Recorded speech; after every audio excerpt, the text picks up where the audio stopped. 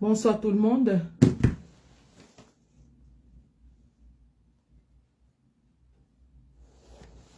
Bonsoir tout le monde. Bonsoir. Alors, bienvenue dans ce live simultané Facebook et TikTok concernant justement l'affaire Francis Ngannou.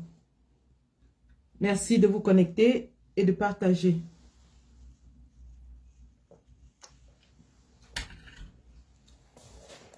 Donc, en attendant que vous arriviez, je vais rapidement faire un tout petit partage dans ma page. Si je peux, hein.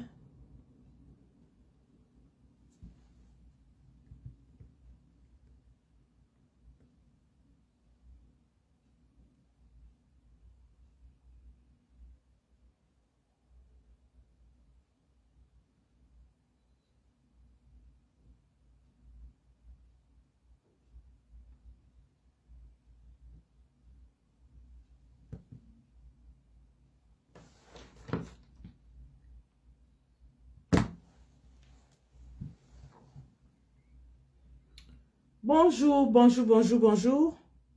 Bienvenue dans ce live où nous allons parler de l'affaire Francis Ngannou. Nous allons faire une analyse froide et à un moment, je vais m'adresser au public international, aux décideurs en anglais, afin que ce message soit porté. Parce qu'il est important que nous apportions comme ça notre prise de la situation et que nous prévenions le monde de ce qui est en train de du drame qui est en train de se dérouler au Cameroun en ce moment, autour du Predator. Un instant, je ne sais pas si je peux y arriver. Voilà.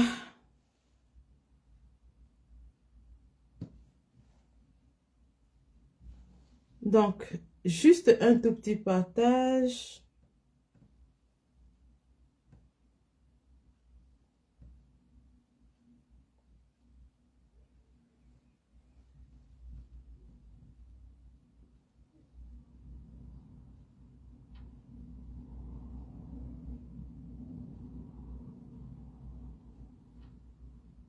Un instant, s'il vous plaît, je partage.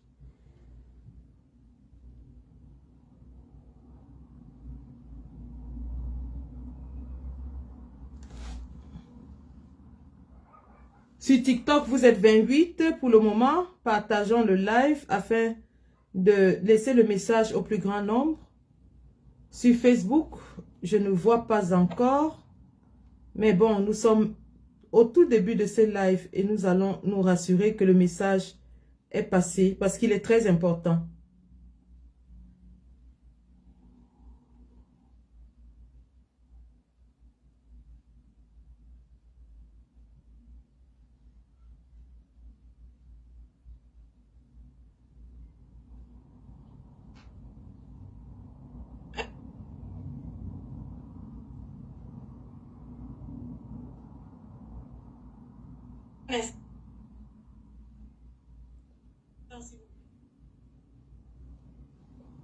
Voilà, donc là c'est fait. Rapidement. Aïe, aïe, aïe. J'ai un téléphone qui ne marche pas. Depuis, je fais que tapoter, ça ne bouge même pas. Waouh! Adama, le turonco de ça. En tout cas, ça ne bouge pas. Donc, on va le laisser là. Bonsoir mesdames, bonsoir messieurs. Bienvenue dans ce live où nous allons parler de l'accident de Francis Ngannou. Malheureux accident survenu dimanche dernier, jour de Pâques. Le compte TikTok, c'est Sandy de Boston. TikTok, c'est Sandy de Boston. Voilà, TikTok, c'est Sandy de Boston. Donc, pour ceux qui sont sur TikTok, veuillez tapoter, s'il vous plaît, partager. Nous allons continuer. Donc, nous allons parler ce soir de l'accident de Francis Ngannou, dont nous avons été alertés hier. Hier, où nous avons vu les images de la petite Manuela Nchama. décédé une semaine après. Hein, et le pays tout entier est sous le choc. Donc, nous allons relater l'historique de ce que nous savons à ce jour de cet incident. Et pourquoi est-ce qu'il est important que nous en parlions? C'est hier, justement, lorsque nous sortons personnellement de l'Assemblée du Code, que nous tombons sur l'information selon laquelle Francis Ngannou aurait percuté une jeune fille qui a été hospitalisée immédiatement. Donc Francis Ngannou s'est arrêté, a porté la jeune fille, l'a amenée à l'hôpital général de Yaoundé et malheureusement, 6 jours après, elle est décédée. Notons que cette jeune fille a subi une opération d'après les informations qui nous arrivent. Hein, et ça, il faudra encore vérifier. Parce que tout pour le moment n'est que basé sur les informations reçues à ce jour. Donc, la jeune fille aurait eu une fracture au bras et à la jambe, aurait été conduite à l'hôpital par le prédateur lui-même. Elle aura subi une opération pour sa jambe et son bras cassés et serait morte 6 jours plus tard. Voilà. Et donc, aujourd'hui, lorsqu'on se réveille, la toile est animée par des cris de tout genre, des gens qui demandent qu'on arrête Francis Ngannou, des gens qui disent que non, on ne doit pas l'arrêter, qu'il a fait ce qu'il fallait, des gens qui disent tout et n'importe quoi. Certains à juste titre et d'autres peut-être pas. Nous avons même vu des tribalistes notoires qui ont récupéré et ont fait un post en disant que Francis Ngannou a tué une fille et quand. Vous voyez à quel point les Camerounais poussent l'horreur, exploiter la mort d'une jeune fille, d'une petite fille, pour des fins de tribalisme. Dit que Francis Ngannou a cogné et tué une fille et quand. Comme si quand cette fille marchait dans la rue à 2 h du matin, c'était écrit sur son front que fille et quand. C'était écrit sur son front que fille et quand. Incroyable. Néanmoins, revenons donc sur les faits. D'après ce qui nous parvient, c'était le jour de Pâques à 2 h du matin. À 2 h du matin, nous supposons que les rues sont peut-être moins occupées qu'en journée, surtout un jour de férié. Je reprends. Les faits qui nous parviennent nous disent que l'incident s'est produit dimanche dernier à 2 h du matin. 2 h du matin, un dimanche de Pâques, nous supposons qu'à cette heure, les rues sont un peu vidées par rapport à la journée. Nous supposons aussi que parce que c'est un jour de fête et que le lendemain est férié, beaucoup de gens sont sortis pour boire. Beaucoup de gens sont sortis pour festoyer. Donc, prenez déjà en compte ces deux éléments lorsque nous allons analyser cette situation. L'heure, le jour. Bien. J'ai entendu certains qui disaient que Francis Ngannou ne doit jamais monter sur la moto. Oh, avec son rang, on ne doit pas conduire la moto. Je vais vous rappeler quelques principes. La moto, ça dit que le motocycle, moto veut dire moteur. Le motocycle est un véhicule comme un autre. C'est un véhicule à moteur comme une voiture. C'est un véhicule à moteur comme un camion. Et le code de la route, quel que soit le pays où on se trouve, donne la priorité aux piétons. Les piétons sont vulnérables. Je reprends. Une moto est un véhicule à moteur. Véhicule à moteur veut dire qu'il peut générer une célérité assez importante. Et donc, lorsque vous utilisez un véhicule, un moyen de transport qui génère une célérité, Vous devez faire attention aux piétons qui, eux, n'ont rien pour se protéger. Ça, c'est le principe premier du code de la route. Le piéton est le plus vulnérable sur la route. C'est pour cela que, en Europe, par exemple, vous avez la route où les véhicules à moteur circulent. Et vous avez à côté de la route, sur le trottoir, des passages aménagés pour les vélos, pour les gens qui ont les poussettes, pour les gens qui ont les chaises roulantes. Vous avez des petites pistes aménagées sur le trottoir.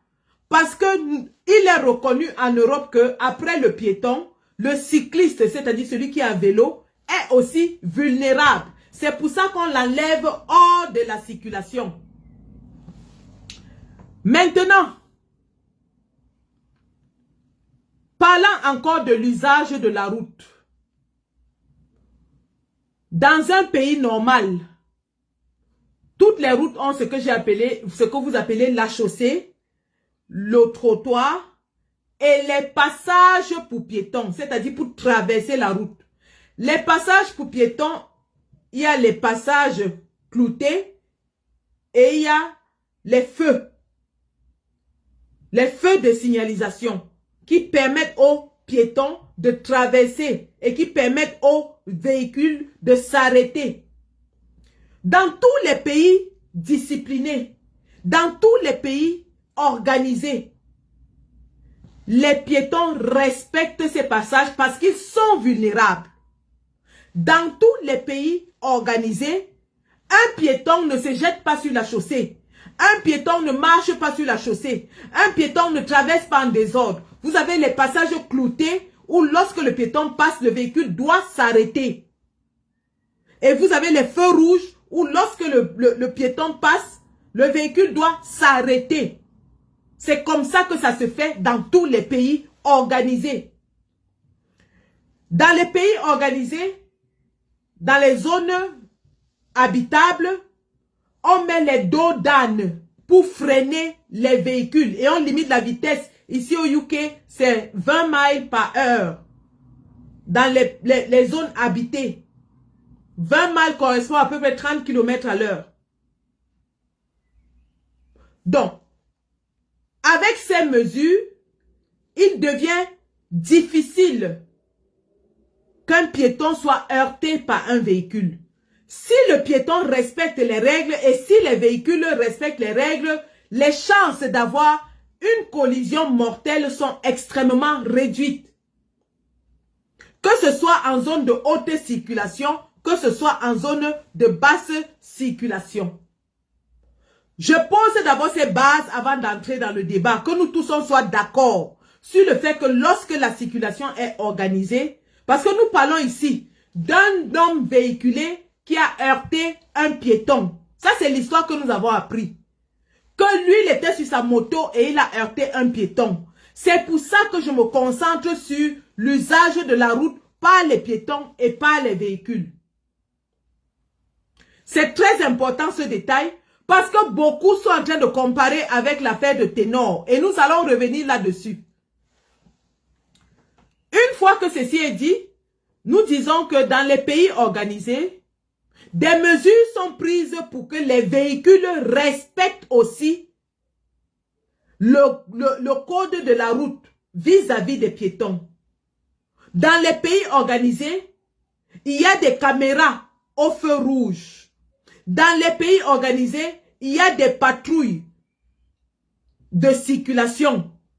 Dans les pays organisés, il y a même des véhicules de police banalisés qui contrôlent la circulation. Donc, psychologiquement, chaque conducteur sait qu'il peut être pris à tout moment s'il enfreint la règle.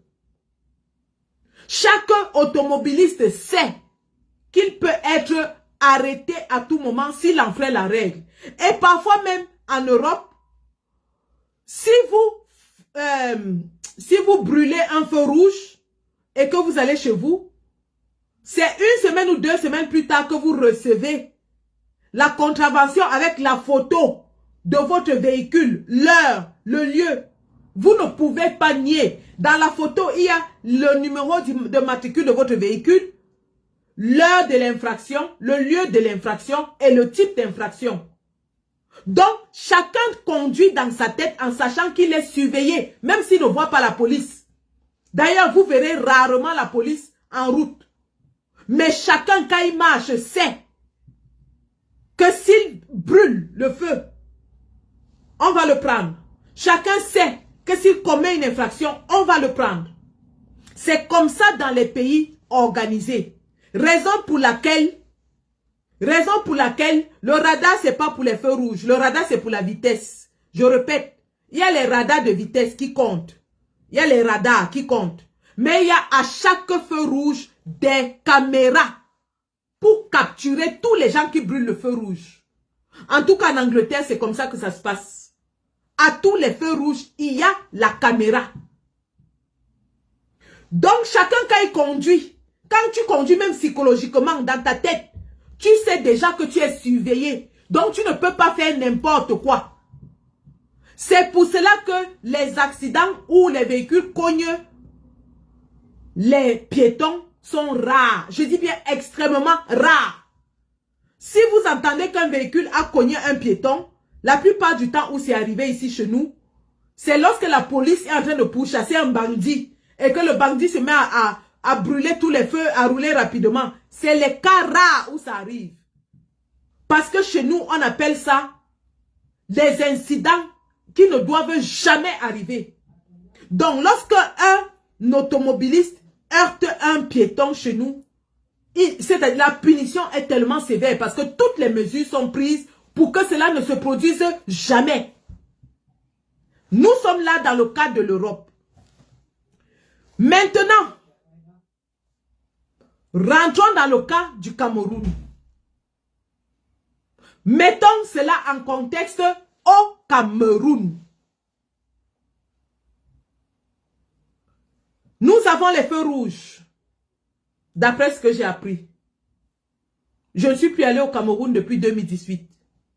Mais on me dit qu'il y a des feux rouges. Combien d'automobilistes respectent ces feux rouges? Combien d'automobilistes respectent le feu rouge au Cameroun? Quand toi tu t'arrêtes au feu rouge, le taximan à côté t'insulte et il te dit « Hey, avance tes noyaux ». Le feu est rouge, mais lui klaxonne derrière toi, il te dit « Avance tes noyaux ». Enlève ta brouette. Voilà un pays où le feu rouge, quand le feu est rouge, c'est là où les gens, les véhicules traversent. C'est-à-dire pour eux, feu rouge veut dire traverser. Feu vert, traverser. Feu orange, traverser. Qu'on se le dise, il ne faut pas qu'on mente. Au Cameroun, quand le feu est rouge et que toi tu viens de l'Europe, tu conduis, tu vois un feu rouge, tu t'arrêtes. Le taximan à côté de toi t'insulte, il te dit, dégage ta brouette, enlève tes noyaux. La normale est devenue normale au Cameroun. Ils ont normalisé l'écart et écarté la norme. Les feux rouges qui ne marchent même pas. Les feux rouges qui sont cassés. Les utilisateurs, les usagers de la route se débrouillent à qui mieux au Cameroun. Qu'on se le dise. Les piétons, alors n'en parlons pas. Les piétons sont partout. Ils sont sur la chaussée, ils sont sur le trottoir, ils sont à côté des motos, ils sont à côté des taxis. Chacun faufile comme il veut au Cameroun. Chacun faufile comme il veut.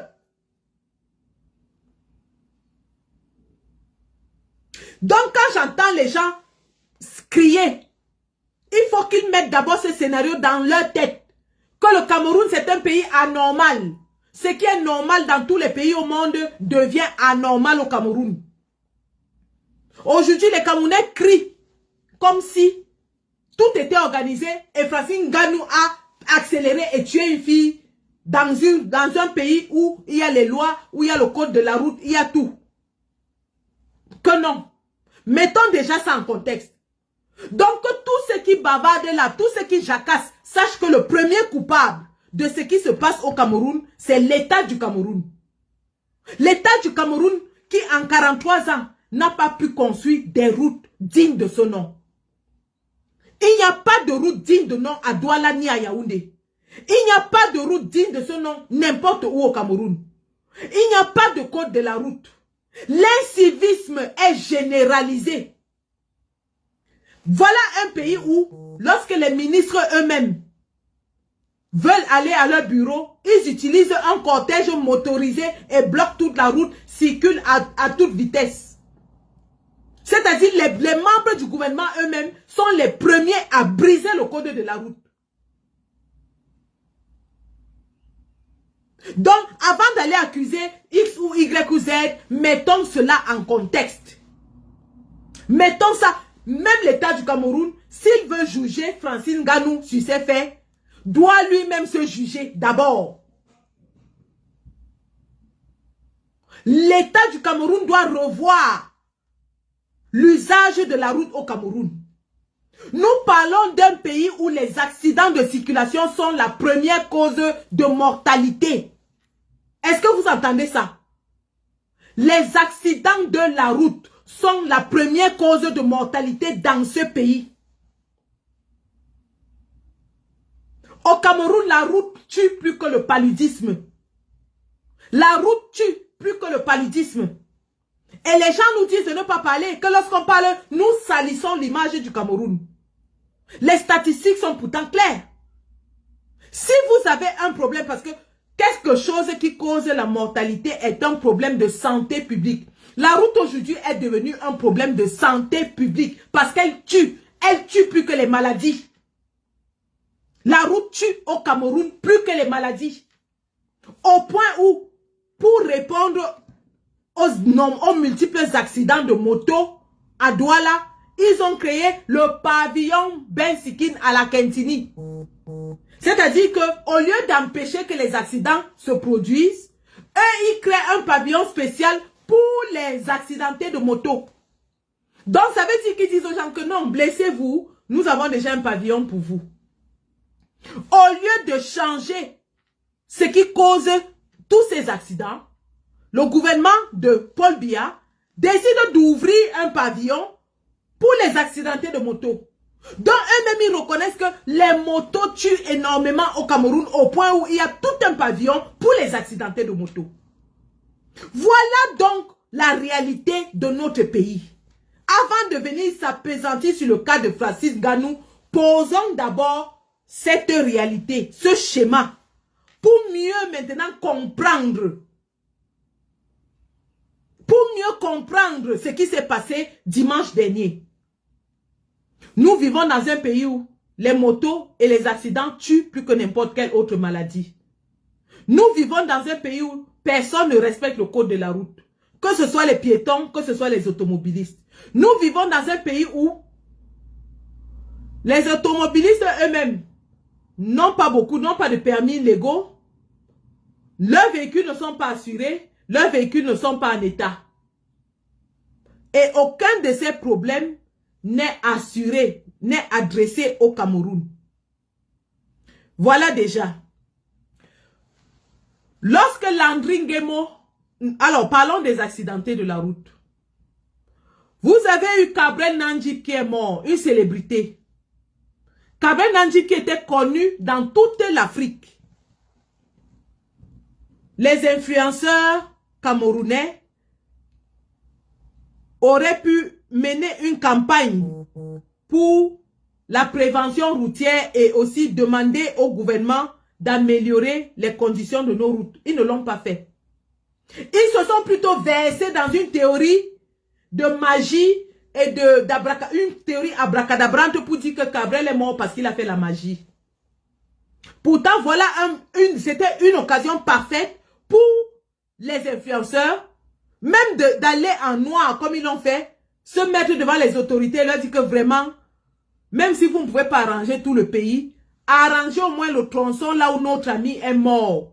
Parce que ce tronçon-là est reconnu comme étant un tronçon de la mort. Tout le monde le connaît. entre Ezeka et Edea. Tout le monde connaît que ce tronçon là tue. Les influenceurs ont dévié parce que chacun veut voir ses enfants grandir. Au contraire, ils ont pistonné Laura Kameni pour venir vous parler des sectes et de je ne sais quoi, quelle autre théorie abracadabrante. Ils ont esquivé cela.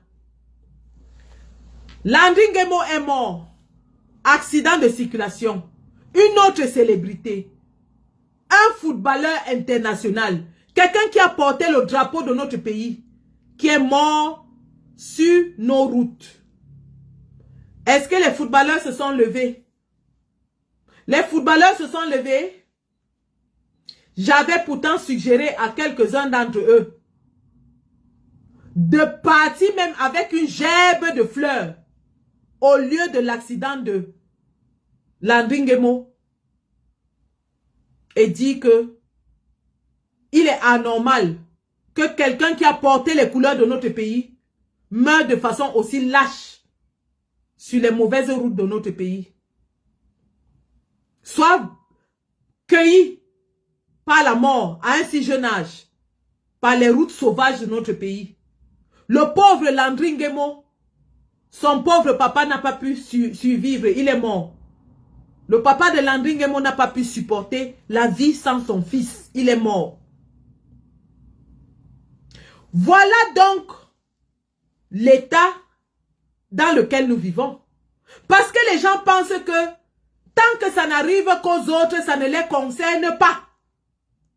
Tant que c'est le voisin qui est arrêté par le bille, qui meurt en route, qui meurt dans les hôpitaux, ça ne le concerne pas. Ça ne concerne que les autres. Voilà l'état dans lequel nous vivons.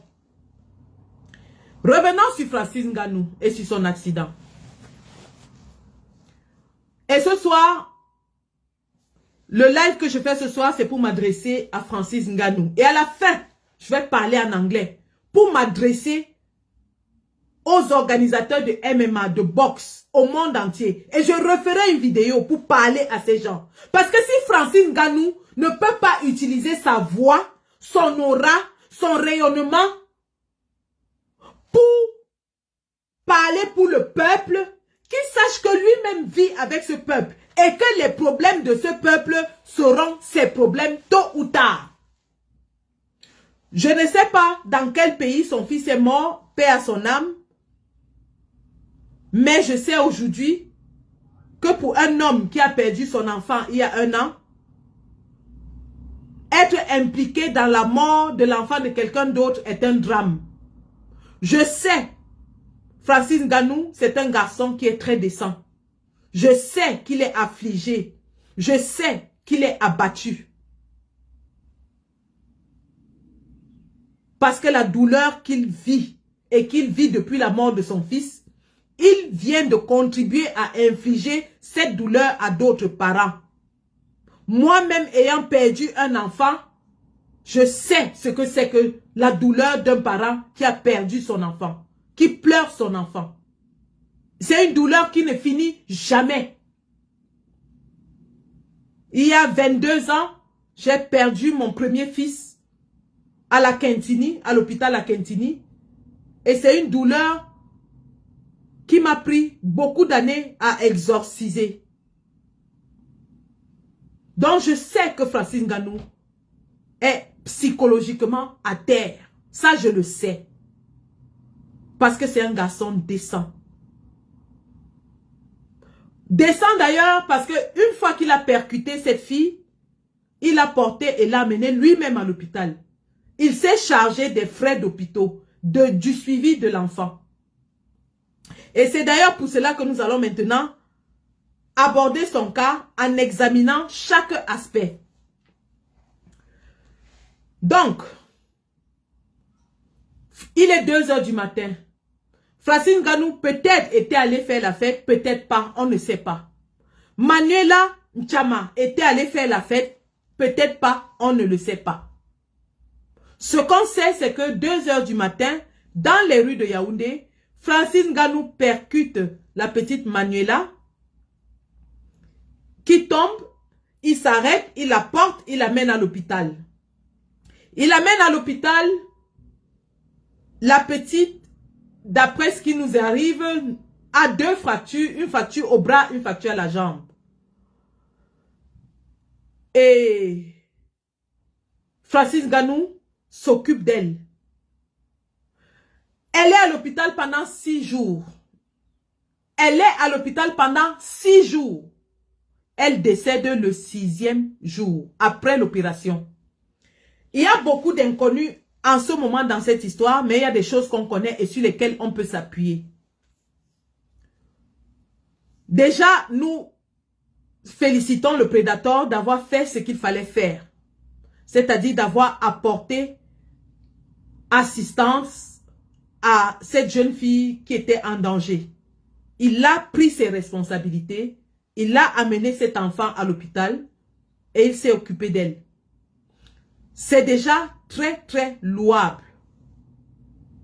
Ça, c'est ce qu'on appelle la responsabilité civile. Francis Ngannou a reconnu sa responsabilité civile. Il a pris cette fille en charge. Et son assurance va s'occuper du reste.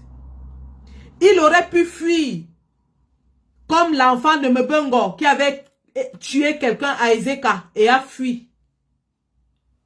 Je répète, il aurait pu fuir comme le fils de Mbongo qui avait tué. Il n'a pas seulement cogné, il a tué. Le fils de Mbongo avait tué un enfant à Ezeka avec son véhicule et il a fui. C'est l'armée, c'est-à-dire au moment où il a percuté cette personne, son père était ministre de la Défense. Ce sont les véhicules de l'armée qui sont venus le sortir de la Manu Militari, abandonnant le véhicule sur place. Et rien ne lui a été fait jusqu'aujourd'hui. Je reprends. Le fils de Mbongo avait tué quelqu'un à Ezeka. Son véhicule était complètement broyé. Il a appelé son père qui était ministre de la Défense et c'est l'armée qui est venue le sortir de là, abandonnant le véhicule sur place. Sans rien dire aux familles, aux riverains, rien.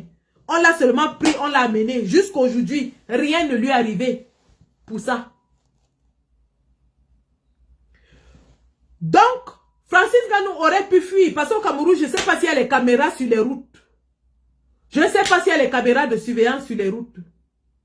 Même s'il y avait des témoins qui allaient dire que c'est Francis Ngannou qui l'a cogné, s'il fuyait, qui devait prouver que c'était lui? Sauf si peut-être quelqu'un a pris une vidéo ou une photo. Encore que personne n'a pris de vidéos, de photos parce qu'on les aurait vus au moment de l'accident. Donc ça suppose qu'il n'y avait pas de témoins. Je répète, Francis Ngannou est une célébrité. Si Francis Ngannou a percuté quelqu'un et qu'il y a des témoins, croyez-moi, ça va arriver sur la toile. Les gens vont filmer immédiatement. Les gens à la recherche du buzz vont filmer et mettre dans la toile immédiatement. Parce que les Camerounais n'ont plus de scrupules. Vous avez vu comment on filmait le cadavre de Cabrel Nandjib sorti de la voiture. Parce que chacun voulait être le premier à avoir l'image du mort Cabrel Nandjib. Les Camerounais n'ont plus de scrupules. S'il y avait eu des témoins, quelqu'un aurait filmé. Cependant, Francis Ngannou, même avec ou sans témoin, a pris ses responsabilités, a porté la jeune fille et l'a amenée à l'hôpital. A pris en charge tout son suivi. La fille meurt 6 jours après.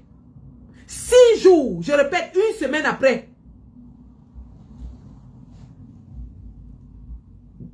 Même s'il est vrai que c'est l'accident qui a causé son hospitalisation, en tant que personnel soignant, il est quand même de bon ton de se poser des questions. Il est important de se poser des questions parce que nous nous demandons comment est-ce qu'au Cameroun, une opération orthopédique cause la mort à tous les coups. Parce qu'au final, la fille est morte de suite de son opération. L'accident lui a causé des blessures. Mais l'opération a donné la mort 6 jours plus tard. Comment est-ce qu'au Cameroun, une opération orthopédique, qui est une opération de routine, peut causer la mort à tous les coups? Exemple, Samy le Noir.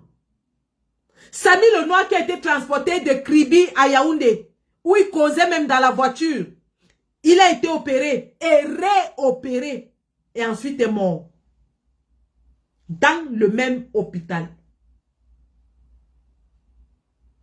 Exemple, Maître Swap, qui a fait l'accident sur la route de Bafoussam, a été transporté, il souriait. Vous avez vu les photos de Maître Swap avec son pansement, son bandage. Maître Swap riait et disait que le combat continue. On savait qu'il allait subir une opération de routine pour remettre ses os en place. Il est mort. Manuela meurt donc 6 jours après son opération.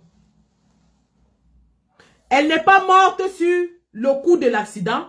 Elle n'est pas morte sur la chaussée. Elle n'est pas morte le jour de son admission à l'hôpital. Elle meurt 6 jours plus tard. Je reprends. Manuela n'est pas morte sur la chaussée. Ça veut dire que la moto l'a percutée. Elle a été blessée, mais elle n'était pas morte. Manuela a été hospitalisée. Elle a subi une opération. Elle n'était pas morte.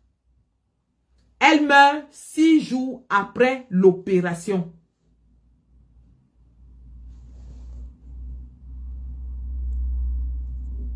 Elle meurt 6 jours après l'opération. Et il est donc de bon ton de se demander... Un instant, je bloque une impertinente qui veut nous distraire. Il est donc de bon ton de se demander, qu'est-ce qui a tué Manuela?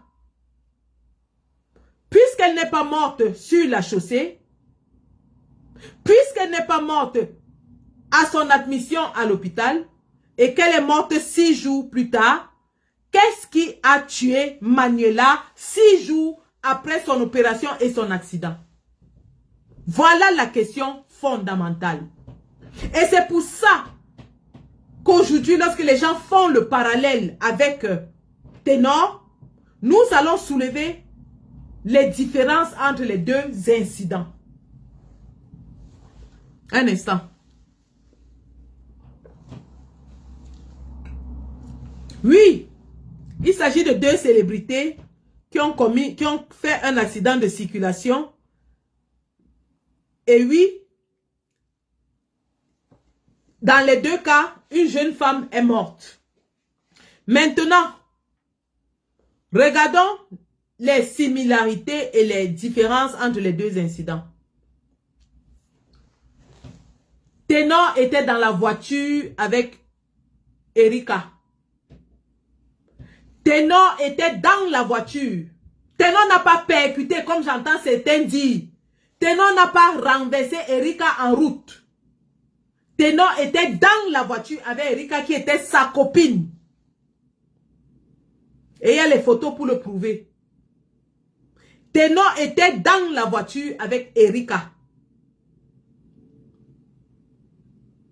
De 1. Ténor fait l'accident avec Erika dans la voiture.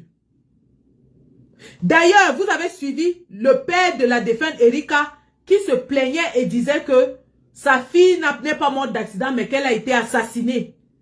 Il y a une plainte du père d'Erika qui disait que sa fille a été assassinée. Parce que on trouve le corps d'Erika sur le lieu de l'accident. Erika était morte sur le lieu de l'accident. Erika était déjà morte sur le lieu de l'accident. Mais Manuela n'est pas morte sur le lieu de l'accident.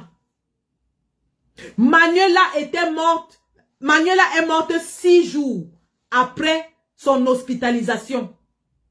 Première différence. Erika meurt sur le lieu de l'accident. Manuela va mourir 6 jours plus tard à l'hôpital. Première différence. Deuxième différence. il a été établi que Ténor était en état d'ébriété. Il a été établi que Ténor était en état d'ébriété. C'est d'ailleurs pour cela qu'il a aussi purgé la peine. Parce qu'il conduisait avec un passager dans son véhicule en état d'ébriété. Pour le moment, il n'a pas encore établi que Francis Ngannou était en état d'ébriété. Pour le moment. Parce qu'il faudra une enquête pour le définir. Et au jour d'aujourd'hui, je ne pense pas que ça pourra être défini. Parce que pour définir l'état d'ébriété, c'est quelques heures au plus tard après l'incident. Normalement, c'est pendant l'incident ou quelques heures au plus tard. Si le test de respiration ne marche pas, on vous fait un prélèvement sanguin quelques heures. Même 24 heures après l'incident, si on vous fait un test de sang, on pourra déterminer le taux d'alcool dans votre sang. Et si Francis Ngannou était en état d'ébriété, il devait être encore assez lucide pour s'arrêter, ramasser la petite fille et l'amener lui-même à l'hôpital. Or, Ténor a fui la scène. Ténor a fui la scène et lorsqu'il a fait sa première sortie, il a dit qu'on avait saboté son véhicule. Il a accusé tout genre de choses. On a saboté son véhicule, on a fait ceci, on n'a pas fait cela. Tout le monde était responsable sauf lui. Ténor a accusé de la terre entière sauf lui. Et il faisait même des sorties inappropriées pour narguer la famille de la fille. Il faisait des sorties inappropriées pour narguer la famille. A contrario, nous avons un Francis Ngannou qui est silencieux, qui ne dit rien, qui ne communique pas. Et beaucoup lui reprochent ce silence-là. C'est vrai qu'il aurait pu communiquer. Il aurait pu communiquer. Maintenant, ce que nous ne savons pas, c'est est-ce que son silence est dû au fait qu'il soit traumatisé, au fait qu'il ait atteint un accord avec la famille sur ce qu'il ne communique pas pour le moment. Est-ce que c'est un conseil de ses avocats? On ne sait pas. Mais son silence, bien qu'il paraisse aujourd'hui comme une culpabilité, est préférable qu'une sortie hasardeuse, malencontreuse, méprisante et injurieuse envers la famille de la victime. Et c'est là où je reviens maintenant vers Francis Ngannou. Parce que vous vous rappelez quand il avait perdu son combat à Riyad contre Anthony Joshua, j'ai fait une sortie et je lui ai dit, Francis, tu devrais t'entourer d'une équipe professionnelle pour manager ta vie et ta carrière. On ne peut pas atteindre ce niveau de richesse, ce niveau de notoriété, ce niveau de rayonnement sans s'entourer des professionnels, Francis. Je te l'avais dit. Parce qu'à Riyad, j'ai vu que tu étais abandonné à toi-même. J'ai vu que tu n'étais même pas toi-même sur le ring. C'est comme si on t'avait nourri, on a mis des choses dans ta nourriture. Toi-même, tu as reconnu que tu n'étais pas toi-même. Toi-même, tu as reconnu que tu étais assis dans ta salle d'entraînement. Tu transpirais étant assis. Tu somnolais alors que tu étais en train de t'entraîner. Tu as reconnu ça. Francis, ce jour-là, je t'avais dit, quand on atteint ton niveau de rayonnement, ton niveau de gloire, ton niveau de richesse, on s'entoure d'une équipe de professionnels. Tu es un sportif, ton corps, c'est ta matière première. Et ton corps doit être entretenu. Ton image est une autre matière première parce que ton image se vend. Francis, je t'avais dit ça. Je t'ai dit, prends un nutritionniste parce que tu avais l'air un peu gros. Prends un nutritionniste. Prends un personnel, tu as déjà un coach personnel. Entoure-toi tu as un masseur sûrement, tu es un sportif, ça c'est le B.A.B.A. du sport. Tu as un entraîneur, un masseur, un préparateur physique. Tu as une nutritionniste. Tu as un chargé des relations médiatiques. Ça veut dire que tu ne dois plus prendre la parole n'importe comment dans les médias. Tu as une équipe juridique et tu as une équipe d'experts comptables, d'économistes autour de toi. Parce que ton argent que tu gagnes, ce sont des experts économistes qui doivent t'aider à faire des placements pour que tu ne finisses pas ta vie pauvre. Je t'avais conseillé ça, fiston.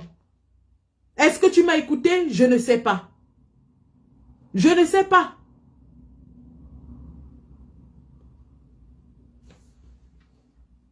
Mais force est de constater que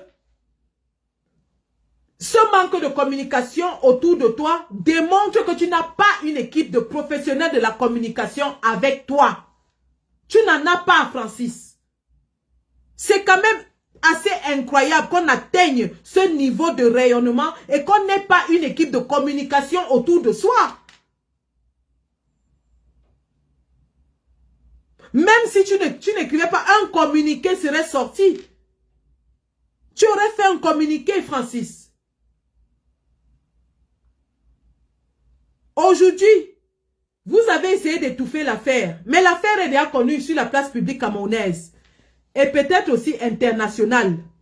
Mais je te promets, Francis, que je vais porter cela sur les places américaines, anglaises, australiennes, partout. Parce que toi, on doit t'obliger. Je comprends finalement que toi, Francis, on doit te forcer à faire les choses. Francis, un chauffeur peut aussi faire un accident. Un chauffeur n'est pas Dieu. Un chauffeur peut aussi faire un accident. Un accident, c'est un accident. Le jour où vous allez faire un accident, même si c'est quoi, vous allez faire un accident. Vous n'allez pas dire que quelqu'un va éviter de conduire la moto parce que la moto fait l'accident. Il ne va pas conduire lui-même parce que ça va faire l'accident. Le jour où vous allez faire l'accident, vous allez faire l'accident. Ce n'est pas parce que c'est lui qui conduisait la moto. Francis conduit la moto depuis qu'il est un gamin. Vous savez qu'il a fait le Bensiki, non? Donc c'est quelqu'un qui maîtrise la moto. Donc ne venez pas ici nous dire que oui, c'est parce qu'il était sur la moto, c'est parce qu'il avait fait ceci. Arrêtez ça. Ce n'est pas la moto qui est la cause de l'accident. L'accident est causé par l'incivisme et le non-respect du code de la route au Cameroun par tous les usagers. Que ce soit les automobilistes ou les piétons. Et aussi par le manque d'infrastructures et le manque d'entretien, le manque de discipline par le gouvernement. Je reviens à ce que je disais à Francis. C'est quand même assez incroyable qu'à ton niveau de rayonnement, tu ne te sois pas entouré. Tu ne te sois pas entouré. Ça se voit. C'est tellement visible que tu n'es pas entouré. Parce que voilà une situation de crise. Tu ne peux pas communiquer parce que tu n'as pas une équipe de communication de crise. Or, la communication est la première arme quand on est un personnage public. La communication est la première arme. Parce que si tu ne communiques pas, d'autres vont communiquer à ta place. Parce que si tu ne communiques pas, il y aura des contre-vérités qui vont émerger.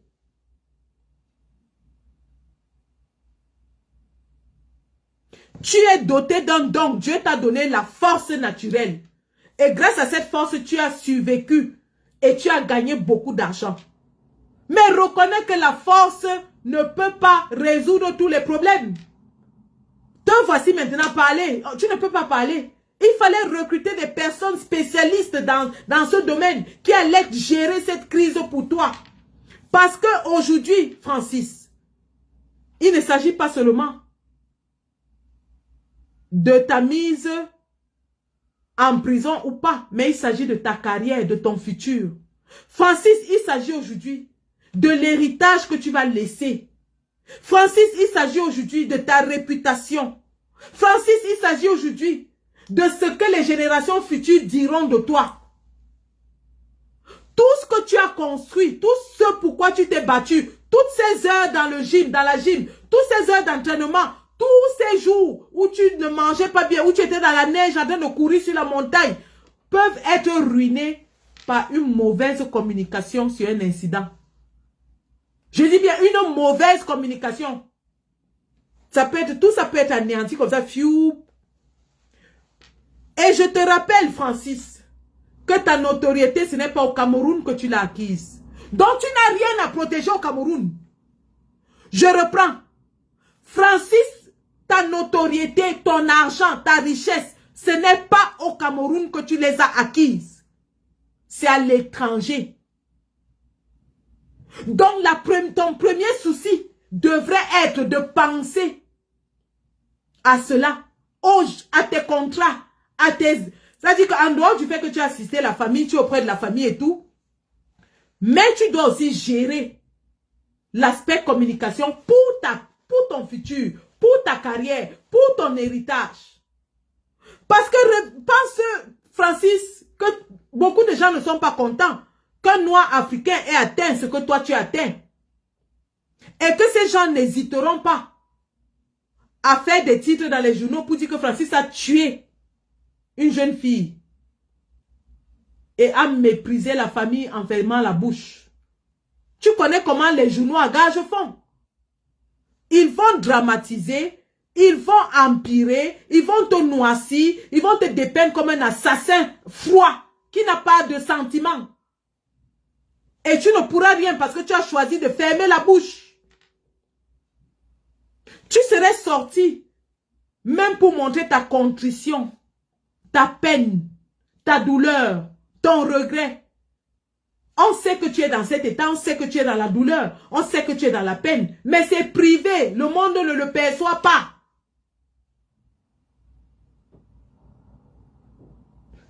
Tu aurais eu une équipe de communication qui aurait fait un communiqué. Même si toi-même tu ne sors pas, tu n'as pas besoin de sortir. Tu vas, avec cette équipe de communication, mettre en place une communication qui montre que c'est ton problème. Tu es dans la douleur avec cette famille. Tu es main dans la main avec la famille de l'enfant. Tu es en ce moment assis au salon avec les parents en train de pleurer. Ça aurait touché. Ça aurait arrêté tous les détracteurs. Ça aurait montré qu'en dehors du fait que tu as amené la petite à l'hôpital, tu t'en es occupé, c'est un fait. Mais que tu es à côté de la famille et que vous êtes en train de pleurer ensemble. Et là, même si on voulait dire n'importe quoi, ça aurait atténué. Atténué. Non seulement les mauvaises langues, mais aussi les possibilités de condamnation pénale. Montrer de la contrition. Montrer de la douleur, de la compassion. Francis, c'est des choses qu'on connaît. Malheureusement, voici ce que je pense qui est en train de t'arriver, Francis. Voici ce que je pense.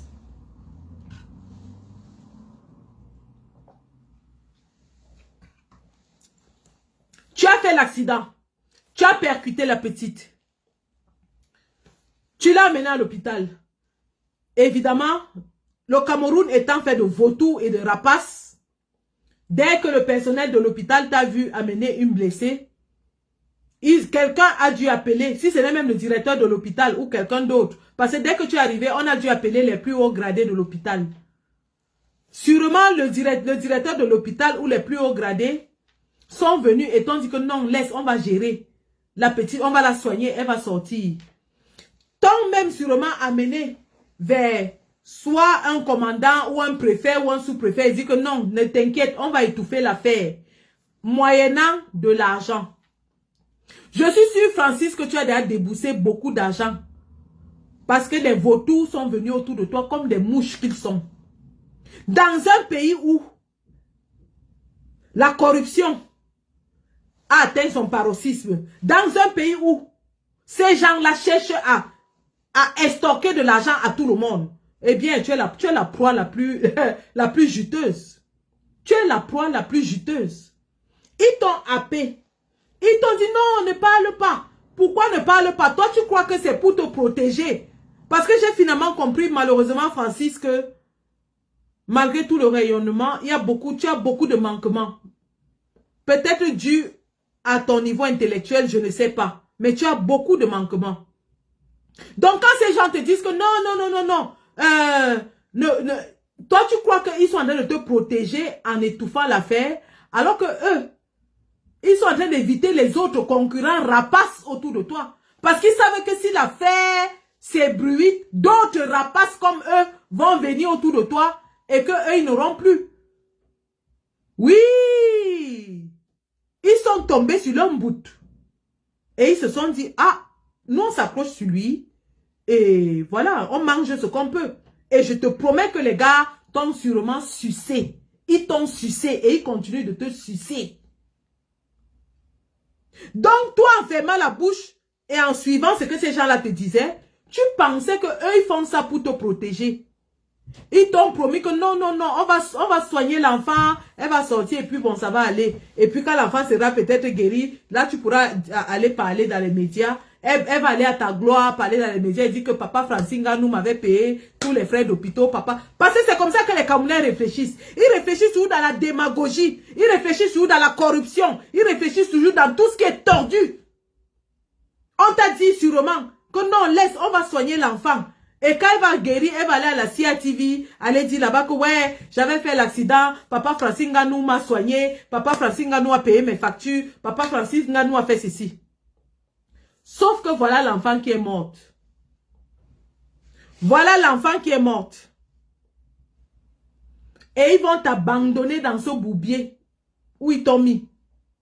Ils vont t'abandonner dans ce bourbier où ils t'ont mis. Francis, tu es seul contre eux.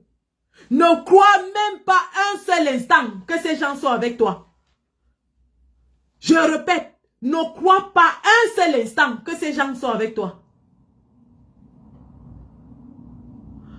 Quand tu as perdu contre Anthony Joshua, les qui sont venus t'accueillir à l'aéroport, les qui t'ont invité dans leur bureau, les qui t'ont donné toutes les gloires et les tambours, personne. Ces gens sont venus vers toi après le combat contre Fury parce qu'ils savaient que tu avais le sac d'argent et qu'ils voulaient ta gloire. Ils ont utilisé ta gloire dans la cérémonie de remise des ballons d'or. Ils ont utilisé ta gloire. Ces gens ne sont pas avec toi. Francis, aujourd'hui tu es victime du système que tu refuses de dénoncer. Nous t'avons soutenu, particulièrement je t'ai soutenu mordicus. Parce que j'ai estimé que celui qui ne parle pas est même encore mieux que celui qui va se mettre sur le perron des Toudi et demande aux Camerounais de voter pour un tyran. Ça, c'était mon argument. Je disais que tant que toi, tu n'appelles pas à soutenir Paul Biya, je meurs avec toi. Je disais que je préfère que tu restes neutre, comme beaucoup d'autres sportifs. Au moins là, tu n'es pas le seul à le faire. Parce que ceux qui ont appelé à soutenir Paul Biya sont seuls. Samuel Eto'o est monté sur le perron des Toudi et a demandé aux Camerounais de voter Paul Biya pour tout ce que Paul Biya a fait à lui, Samuel Eto'o. Du coup, nous avons dit, tu es un sportif de haut niveau, c'est normal que tu ailles à la présidence, dans les ministères, je ne sais pas où, n'importe où. C'est normal, tu es un sportif de haut niveau. Mais si tu appelles à voter Paul Biya, c'est là où tu te mets le peuple à dos. Je dis bien, le jour où tu vas ouvrir ta bouche et demander de voter pour Paul Biya, tu es mort. Tu es mort médiatiquement. Et rappelle-toi, tu es Bamileke. Les choses qu'on pardonne aux autres, on ne te les pardonnera pas. Je répète, hein, peut-être si parce que tu as l'argent, ils te font la cour, tu penses que tu es avec eux. Rappelle-toi que tu es Bamileke. Et le jour où tu vas tomber entre leurs mains, Les choses qu'on pardonne à d'autres sportifs qui ne sont pas Bamileke, on ne va jamais te les pardonner dans vos milieux-là. Ils ne vont jamais te les pardonner. Tu n'es pas avec eux. N'oublie jamais ça. On t'utilise parce que tu as de l'argent. N'oublie jamais ça. Et que tu as un rayonnement international. Francis, tu es aujourd'hui dans une situation où tu es vulnérable. Vulnérable du fait que tu ne sais pas ce qui va se passer demain. Ces gens peuvent se lever et décider. Bonsoir, Ansi Cynthia. Ces gens peuvent se lever et décider de te jeter en prison. Ce qui pourrait être normal. Mais ils peuvent aussi décider, cyniques qui sont, de te dire que vraiment, comme tu vois là, ce que tu as fait, nous, on ne sait pas comment on va se défendre. Mais comme c'est toi le prédateur, on ne peut pas te mettre en prison. Par contre, vraiment, tu vois que on est en train de prendre un risque en ne te mettant pas en prison. Les opposants vont parler. Donc, il faudra que, en retour, tu apportes ton soutien à notre campagne. Et toi, te sentant redevable envers eux, tu pourrais tomber dans ce piège et apporter ton soutien à la campagne du RDPC. Mais je vais te dire maintenant pourquoi ce serait ton arrêt de mort, Francis. Parce que tout de suite là, je vais tuer ça dans l'œuf. Et je ne tue pas ça dans l'œuf au Cameroun, je tue ça dans l'œuf à l'international. Je tue ça dans l'œuf là où tu gagnes ton argent, Francis. Je tue ça dans l'œuf, là où tu vas manger. Nous allons tuer ça dans l'œuf maintenant. Francis Nganou, si tu te lèves et vas faire la campagne de Paul Biya parce qu'on ne t'a pas jeté en prison, sache que nous allons faire, dès ce soir, la première vidéo sera adressée à l'UFC, au FPL. Ma première vidéo ce soir va s'adresser à l'UFC et au FPL.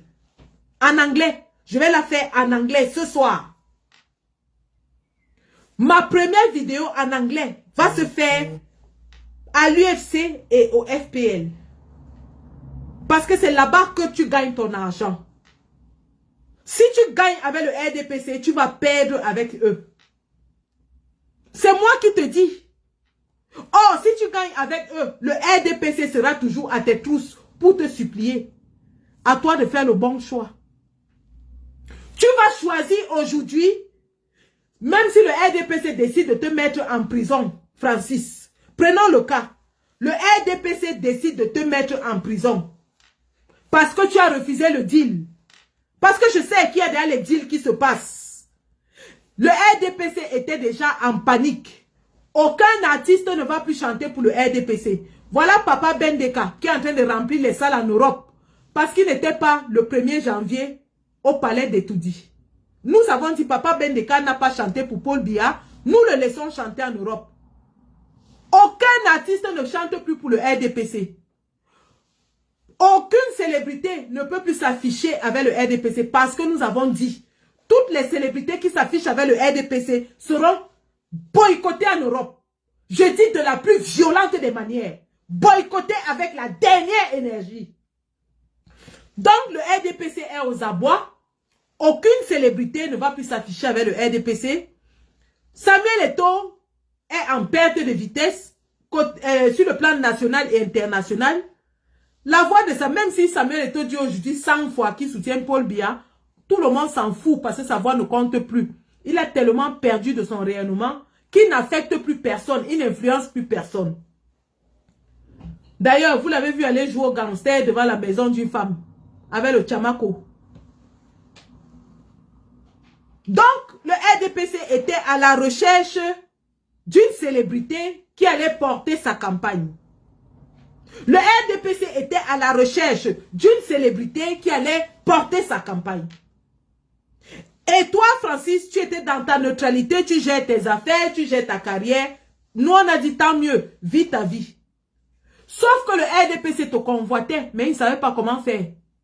Maintenant que tu es dans une situation fragile, je te promets tout ce qu'il y a que le RDPC va chercher à exploiter ça. Le RDPC va chercher à exploiter ça.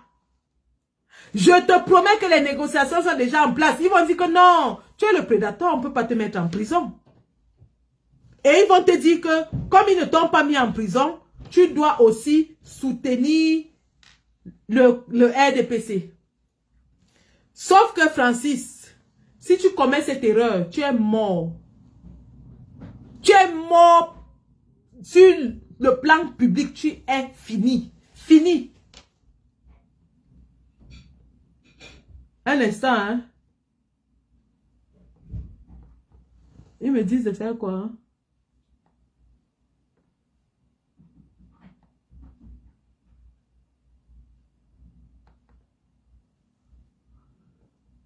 C'est sur TikTok. Ils sont en train de déranger.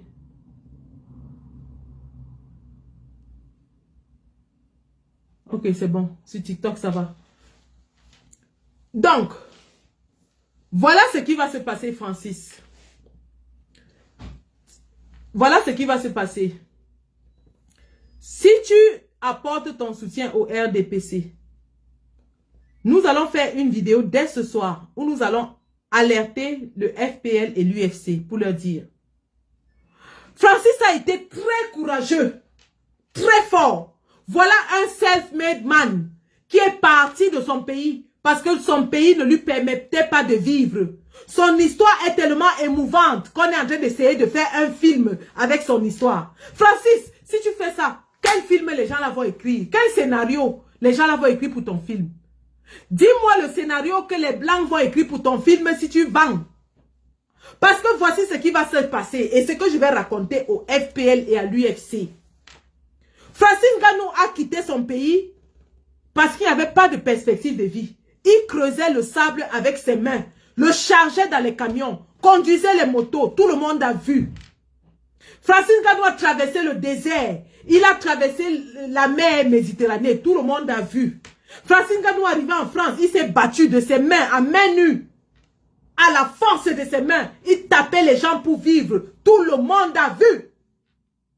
Ce Francis Ngannou est parti de la France et arrivé aux États-Unis, où son contrat avec l'UFC était un contrat d'exploitation. Francis Ngannou s'est levé et a lutté contre Dana White, l'homme le plus puissant du monde des combats aux USA. Tout le monde a vu. Francis Ngannou s'est levé, il a lutté.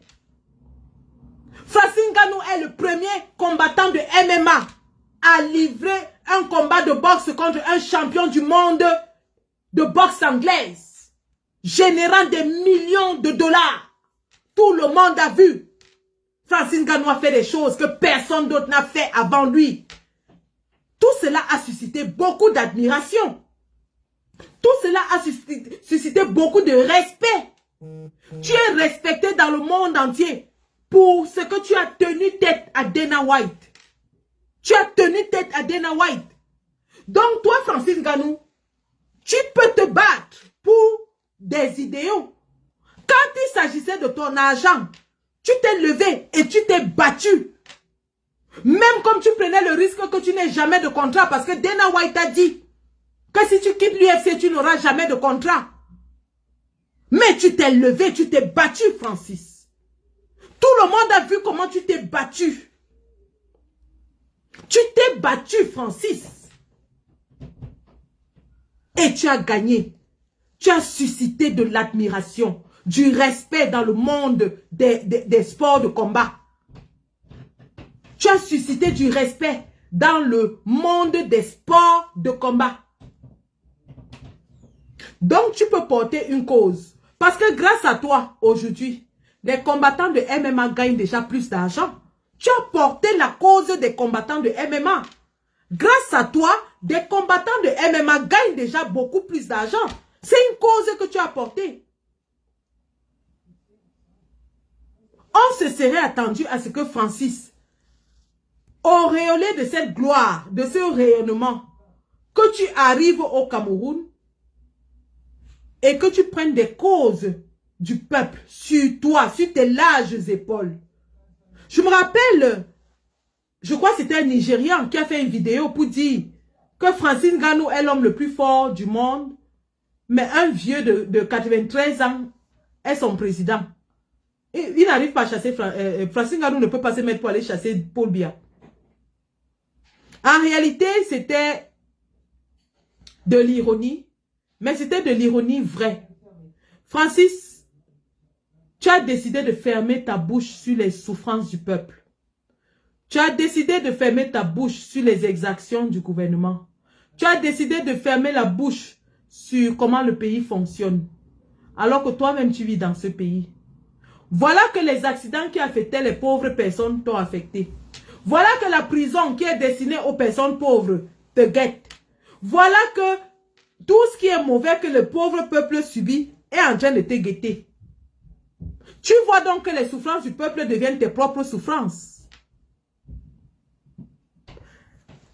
Je vais te dire la ligne de conduite la plus sérieuse et la plus salutaire pour toi en ce moment.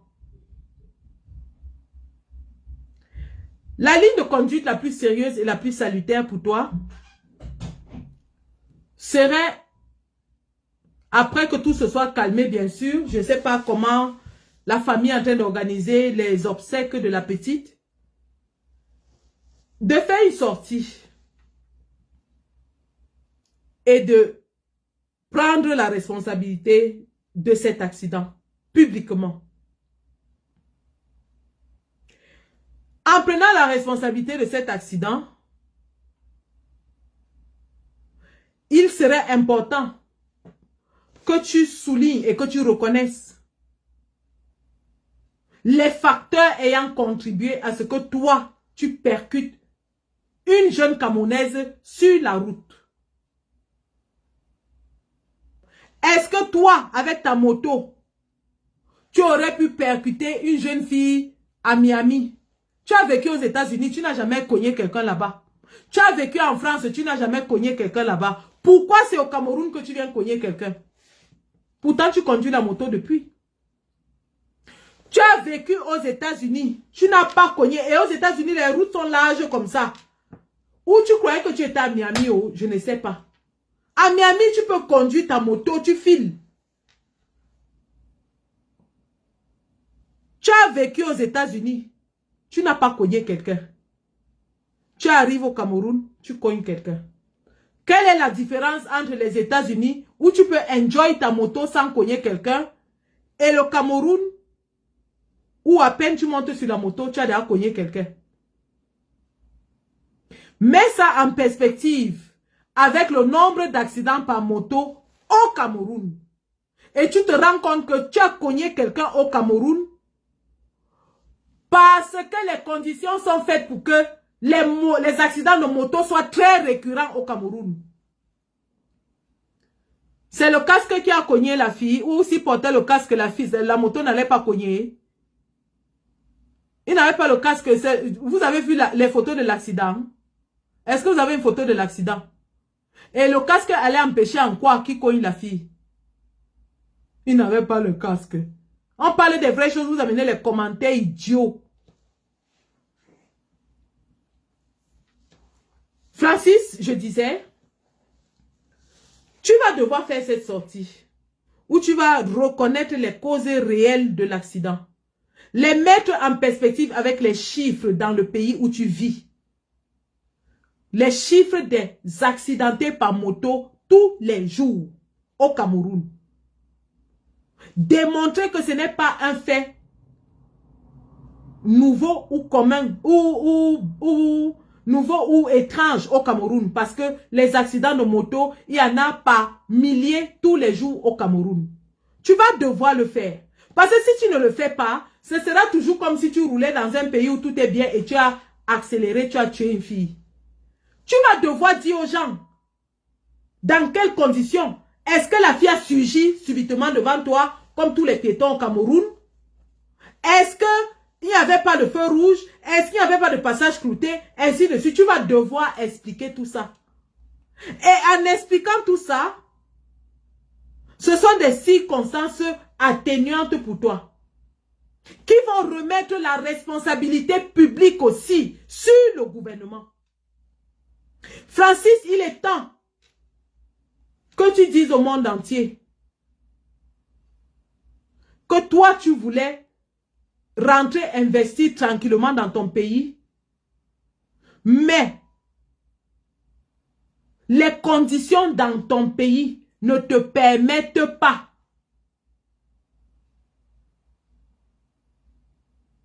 Autant tu t'es levé contre Dana White, autant tu dois te lever pour le peuple. Parce qu'aujourd'hui, c'est cette petite fille qui est morte. Est-ce que tu sais si demain, ce sera un employé dans ton chantier et on va encore dire quoi de toi? Si tu fermes les yeux et fais comme si de rien n'était, aujourd'hui, tu es en train de construire, non? Demain, on va dire que 5 ouvriers sont morts dans ton chantier. La dalle a dégringolé, c'est tombé, 5 ouvriers sont morts. Tu vas dire quoi? Tu vas dire quoi le tout là? Le malheur des autres peut devenir ton malheur si tu ne les assistes pas. Le malheur des autres peut devenir ton malheur si tu ne les assistes pas. Parce que te voici aujourd'hui, tu te retrouves devant une situation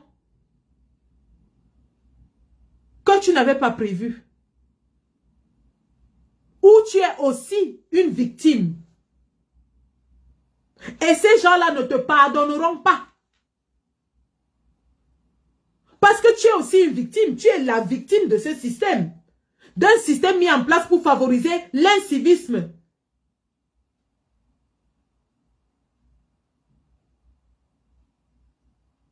Si tu continues de fermer les yeux, fermer la bouche, fermer les oreilles, faire comme si toi tu vivais dans Jupiter et le reste des Camerounais vivaient dans Mars, demain ce sera dans ton chantier. Et crois-moi, le tout là, ils ne te louperont pas. Ils ne vont pas te louper. Ces gens, si tu ne les connais pas, les gens du RDPC là, si tu ne les connais pas, ils sont même à mesure d'aller saboter ton chantier pour tuer les gens. Et qu'on t'accuse encore. Ils sont en mesure d'aller saboter ton chantier pour tuer les gens et qu'on t'accuse encore. Et là, ils vont dire que bon, tu as vu l'autre fois, on t'avait laissé, mais vraiment là, on ne peut plus rien pour toi. Ils vont t'enfermer. Ils vont t'enfermer. Et si tu fais l'erreur de tomber dans la corruption, yeah, tu es mort. Tu fais l'erreur de tomber dans la corruption, Francis. Ils vont te sucer, sucer, sucer, sucer, sucer. Ils n'auront pas de limite. Tu vas donner jusqu'à ce que tu n'aies plus rien. Chaque jour, ils vont venir avec quelque chose de nouveau pour que tu donnes. Chaque jour, ils vont venir avec une nouvelle menace pour que tu donnes. Et tu vas donner, donner, donner, donner, donner, donner, donner, jusqu'à ce que tu n'en puisses plus. Donc, si tu tombes dans le piège de la corruption du RDPC, le RDPC va te sucer et te tuer à petit feu. Ils vont te sucer et te tuer à petit feu. Francis, tu es dos au mur. Tu es dos au mur. Tu as 2 choses à faire. Montrer de la contrition, de la compassion envers la famille de la petite, les assister, les accompagner. Et ça, tu le fais déjà. 2, communiquer. Mais dans ta communication, tu dois être très, très intelligent. Tu dois te libérer dans ta communication et non te positionner en esclave du RDPC.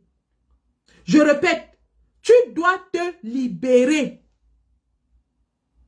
Parce que ces gens-là te tiennent maintenant. Ta communication doit te libérer. Je vais te dire une chose, Francis. Après la vidéo que nous allons faire ce soir en anglais pour parler à l'UFC et au FPL, le monde entier va reprendre cette affaire d'accident. Et tout le monde va attendre ta sortie. Ta sortie sera très, très attendue. Donc, utilise cette sortie pour avoir un impact mondial. Utilise cette sortie pour te donner le pouvoir qu'on veut t'enlever. Je répète, utilise ta sortie pour te donner le pouvoir face au régime qu'ils sont en train de vouloir t'enlever. Parce que je vais te dire, Francis, si tu fais une sortie sincère, franche, empreinte de compassion, empreinte de vérité, où tu ouvres ton cœur, où tu t'exprimes, tu vas non seulement rehausser ton profil, mais aussi montrer au monde entier que tu as été sincère. Rappelle-toi quand tu as perdu ton fils, comment ça a suscité de la compassion dans le monde entier.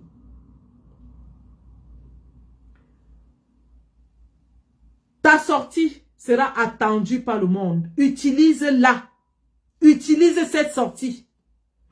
Au besoin, va chercher même des spécialistes de la communication pour te dire comment tu vas communiquer. Parce que ton avenir va dépendre de cette communication-là.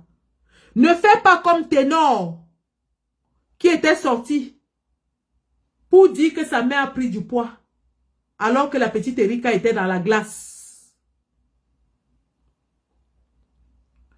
Cette sortie fera que si le RDPC t'arrête, le monde entier va s'insurger. Je reprends, Francis. Ta sortie que tu feras après que peut-être tu te sois remis. Cette sortie sera ton arme contre le RDPC, contre le régime. Utilise bien cette sortie.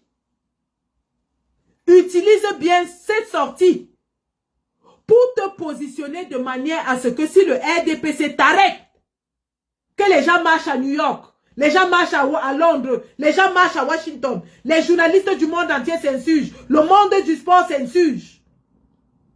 Et pour ce faire, tu dois montrer de la compassion. Tu dois verser ton cœur, Francis. Verse ton cœur. Montre de la contrition, de la compassion, de l'empathie. Je te conseillerais même de faire cette sortie accompagné des parents de Manuela. Fais cette sortie accompagné des parents de Manuela. Parce que tu as les moyens. Tu as les moyens médiatiques. Tu as la force médiatique. Pour que le RDPC ne t'oblige pas à lui lécher l'arrière-train. Tu as la force entre tes mains médiatiques. Pour que le RDPC ne t'oblige pas à lui lécher le CUL. Tu ne peux pas te réduire à lécher les bottes des gens de Yaoundé et Francis. Tu ne peux pas. Tu ne peux pas. Tu ne peux pas.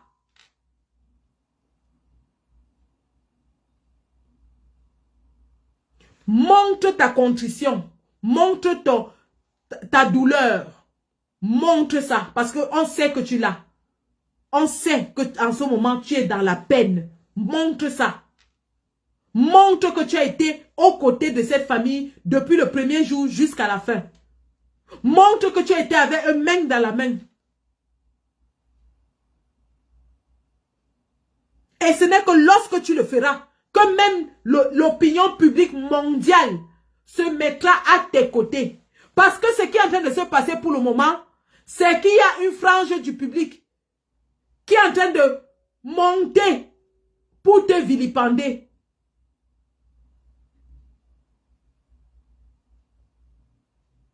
C'est ça qui est en train de se passer. Tout simplement parce que tu es resté silencieux. Utilise ta sortie avec beaucoup d'intelligence, de délicatesse et de sagesse. Ton avenir en dépend. Maintenant, Lorsqu'on parle donc de la mort de cette petite fille, je ne vais pas vous montrer la sortie de Ténor, hein, ou alors je vous la montre.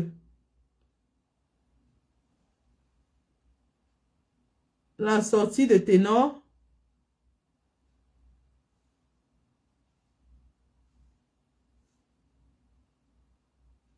Qui a énervé.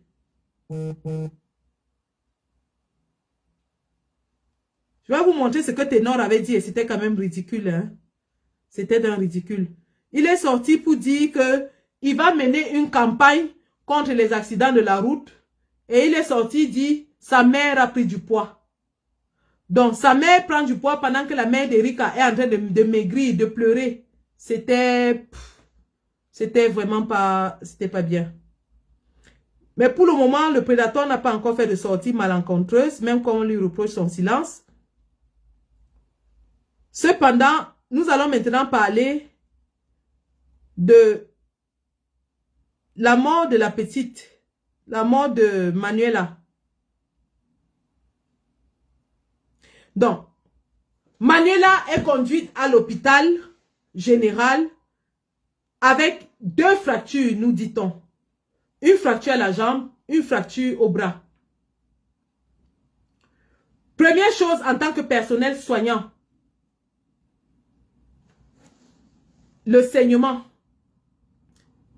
Que ce soit des fractures internes ou externes, le saignement. Parce que si c'est 2 fractures, il y a 2 sources de saignement.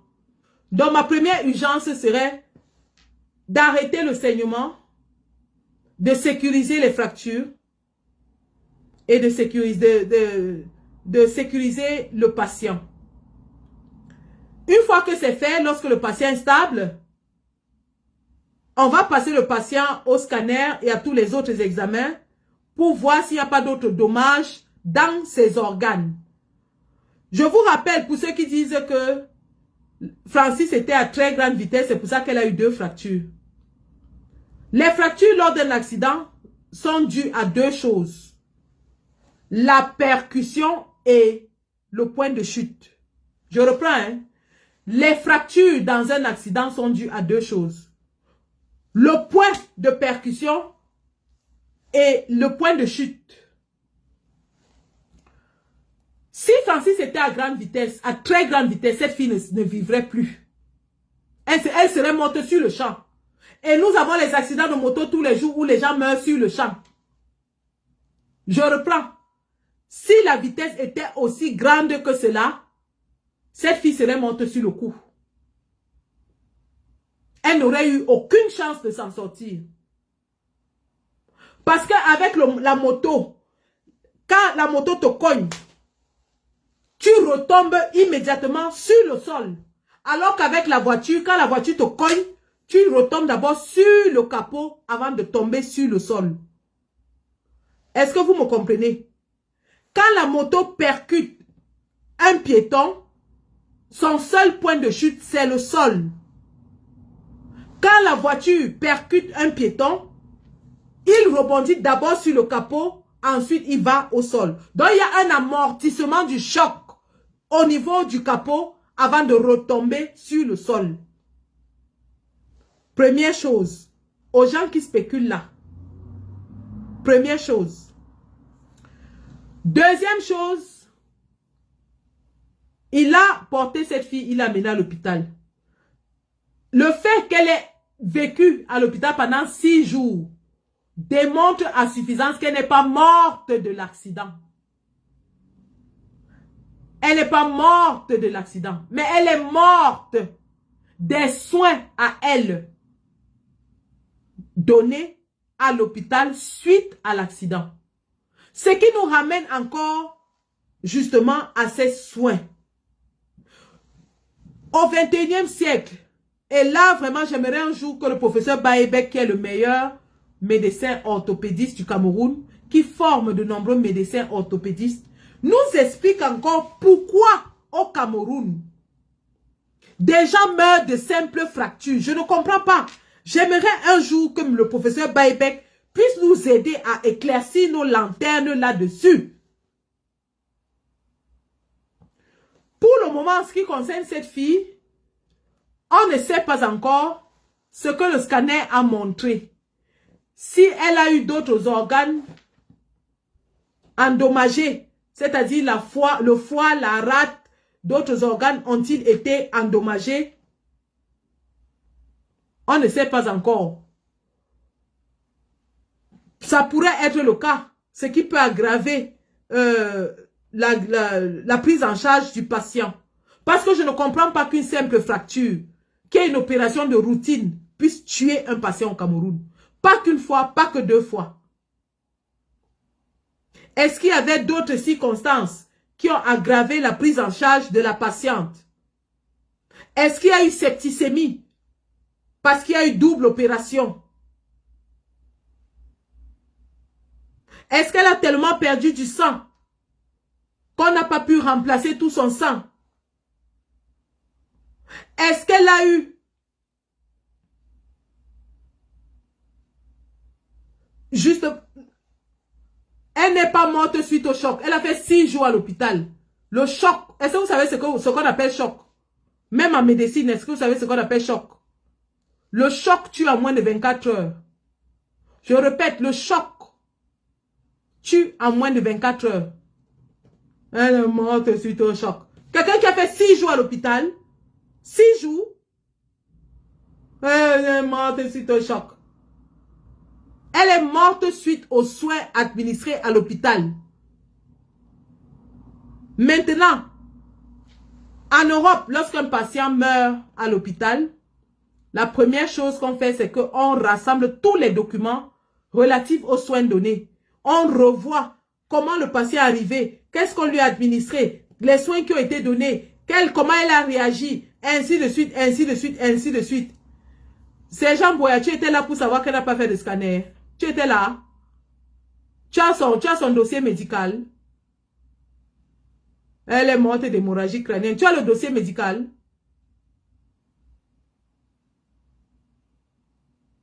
Vous venez ici, là, parler de tout. Mais oui, justement, nous parlons des risques associés à une opération d'orthopédie. Les risques associés. Or, tout médecin en Europe, ou alors même au Cameroun, hein, ça devrait être le cas. Tout médecin sait qu'avant d'opérer le patient, on évalue les risques. On évalue les risques. On évalue les risques.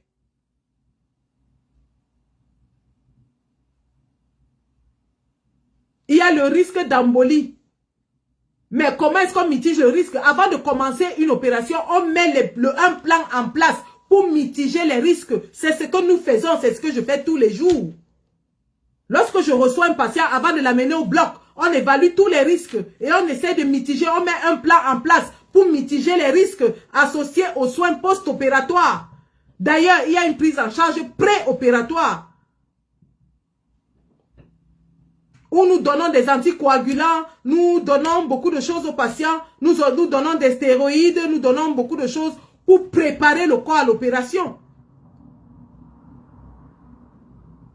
On donne des antibiotiques à titre prophylactique, on donne beaucoup de choses aux patients avant qu'il n'entre au bloc. Et dès que le patient ressort du bloc, pendant qu'il est encore même en réanimation, on lui administre beaucoup de choses là-bas pour prévenir. Et pendant qu'il est en réanimation, on continue d'évaluer le patient. Est-ce qu'il est en train de perdre du sang? Est-ce qu'il y a un choc homogénique? Est-ce que tous ces soins-là ont été appliqués à la patiente? Est-ce qu'il n'y a pas une défaillance au niveau des soins? Est-ce qu'il n'y a pas une défaillance au niveau des soins?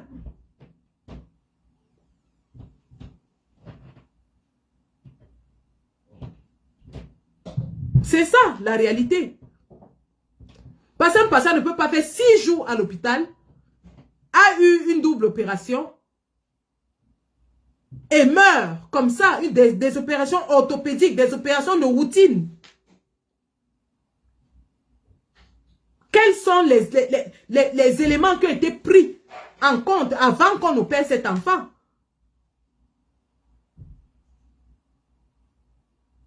Et quels sont les soins qui ont été administrés après l'opération? Comment ça se fait qu'un patient qui a subi une opération meurt 6 jours après? Ici, chez nous, si vous faites ça, on arrête tous les médecins infirmiers qui étaient aux soins de l'enfant là. Première chose, on vous suspend avant de mener l'enquête. Tout le monde qui était impliqué dans les soins de l'enfant, on suspend tout le monde. On mène l'enquête. On recueille tous les documents. C'est pour ça qu'ici, chez nous, tu donnes un comprimé au patient, tu documentes. Tu donnes de l'eau. Je dis même rien que de l'eau à boire au patient. Tu documentes. Et l'heure à laquelle tu as donné l'eau et la quantité d'eau que tu as donnée. Parce que même la quantité d'eau que le patient boit peut le tuer. S'il est peut-être sur un régime de réduction de fluide et que toi, tu lui donnes beaucoup d'eau à boire, ça peut le tuer.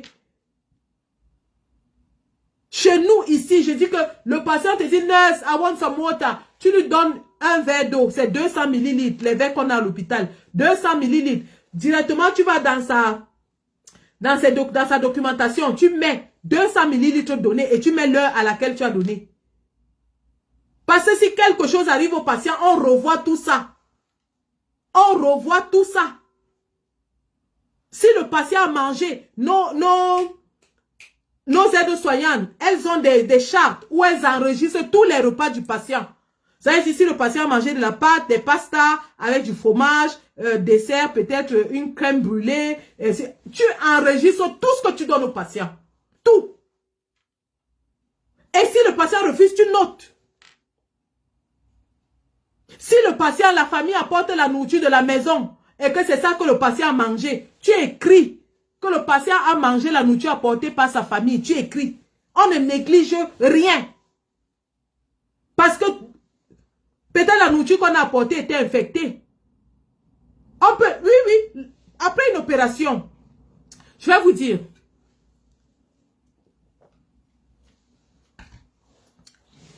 L'opération est l'une des causes les plus communes d'infection.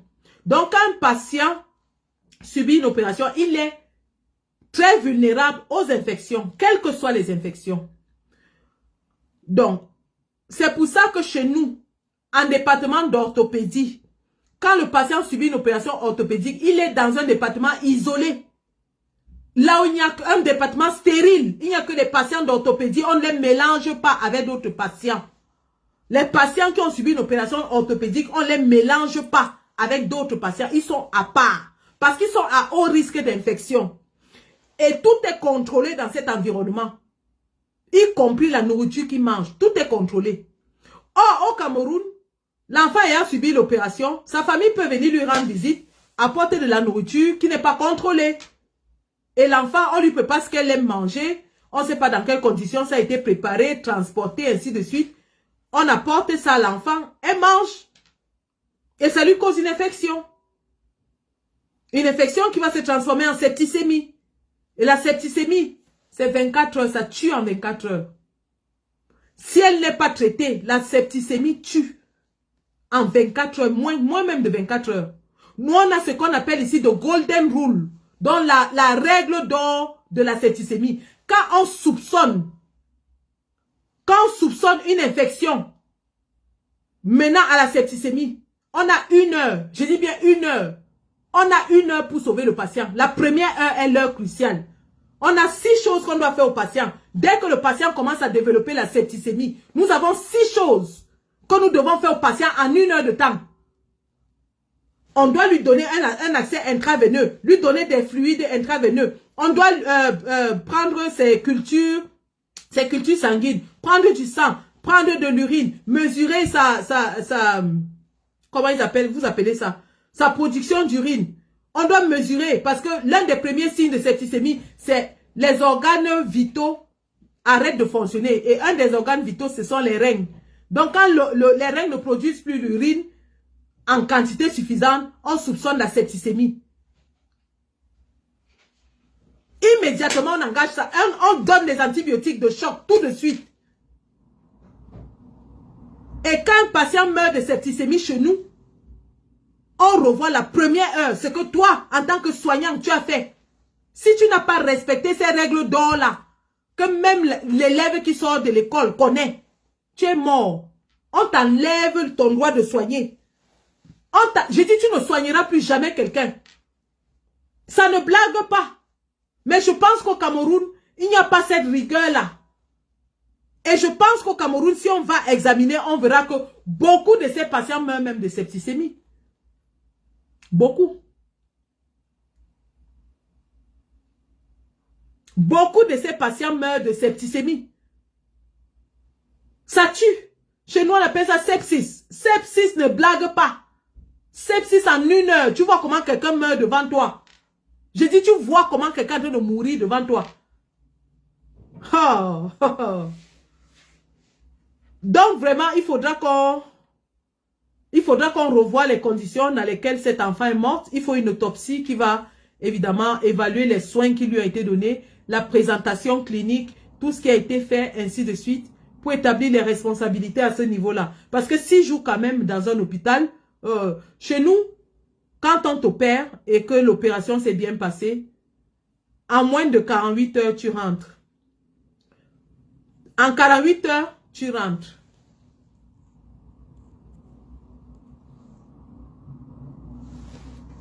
Mais si je me mets à bloquer les gens sur TikTok, je ne vais plus parler. Quand laissez-les bavarder là-bas, le live de TikTok ne reste même pas. Donc, il est important qu'on revoie vraiment tout ce qui s'est passé. Mais nous disons ce soir à Francis Ngannou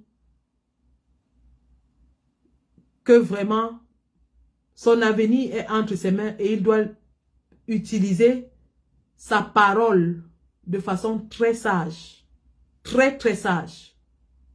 Nous n'allons pas verser dans la détestation. Nous n'allons pas verser dans l'acharnement. Nous n'allons pas verser dans la haine. Nous reconnaissons qu'il y a beaucoup de manquements dans le management de Francis Ngannou. Il y a énormément de manquements dans le management du sportif Francis Ngannou.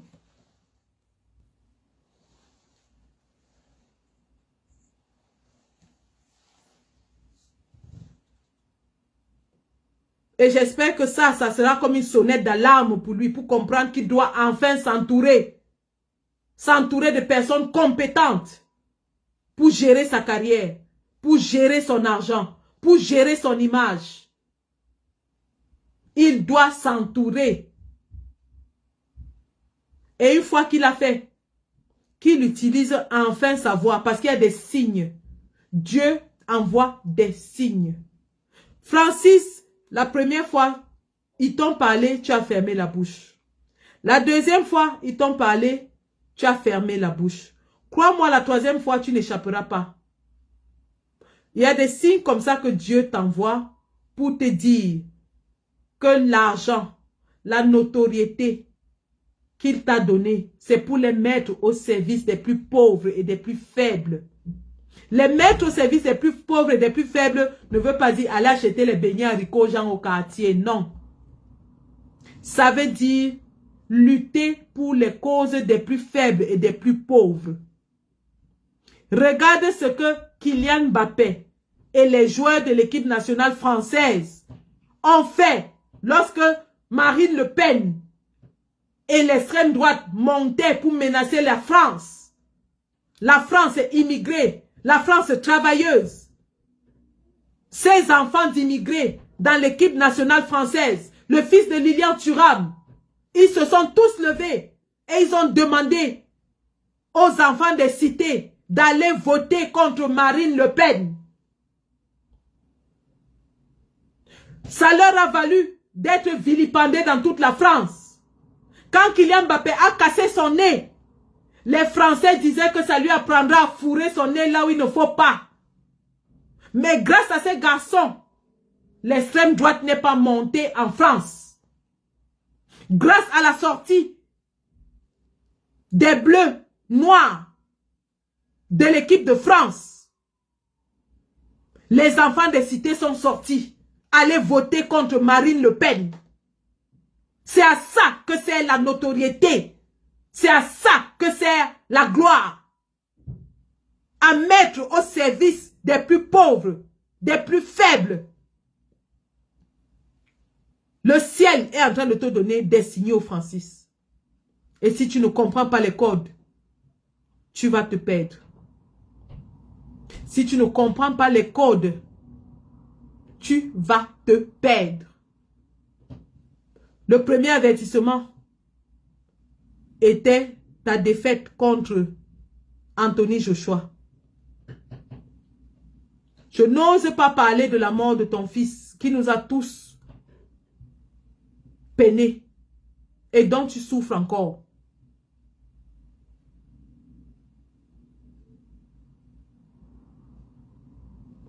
Donc, Francis, mets ta notoriété au service des plus faibles, des plus pauvres. Je ne sais même pas pourquoi tu es rentré investi au Cameroun. Tu es investi dans un pays où le retour sur investissement, c'est quoi? Même si tu construis n'importe quoi au Cameroun, le retour sur investissement, c'est quoi? Le retour sur investissement au Cameroun, l'argent que tu vas dépenser pour corrompre les officiels au Cameroun dépasse même le bénéfice que tu as. Le bénéfice, c'est quoi? C'est pourquoi on dit que oui, tu as construit un complexe. Oui, fais-le peut-être pour ta famille et tout, mais vraiment, si c'est un investissement, je te recommanderais même d'aller en Afrique du Sud investir. D'aller au Nigeria investir. Si tu ne veux pas payer les taxes des Américains, va payer en Afrique du Sud ou au Nigeria. Investir au Cameroun, c'est un investissement à perte. Tant que ces voraces, ces rapaces sont au pouvoir. Donc, nous allons te laisser et je vais passer un message maintenant à Dana White. Non, je ne suis pas à Dana White, hein, c'est une crapule celui-là. Je vais passer un message au monde de la boxe et du MMA en anglais.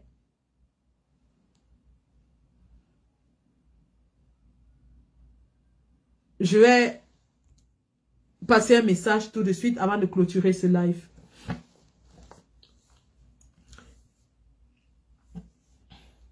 Je ne sais pas si on pourra découper ça. Hein? En tout cas, on va essayer. Sinon, je ferai une vidéo après. Ou alors, je coupe le live et je fais une vidéo après. Parce que là, ça risque de se noyer dans le live. Je vais passer un message. So,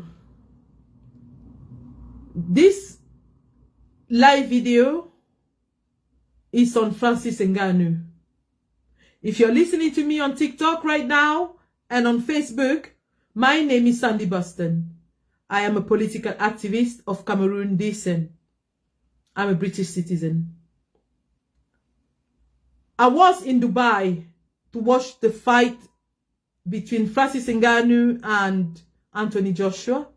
And I met Anthony Joshua, who is my homeboy. He lives not far from here. Anyway, the reason why I'm doing this live video, and I'll do another video just after that I will put in my social media, is to let the world of MMA, if you say so, because I'm a French speaker, excuse my French, to let the world of MMA, the world of boxing, all the fans out there, that Francis Ngannou is in trouble. Francis Ngannou is in trouble for he had a road traffic accident in which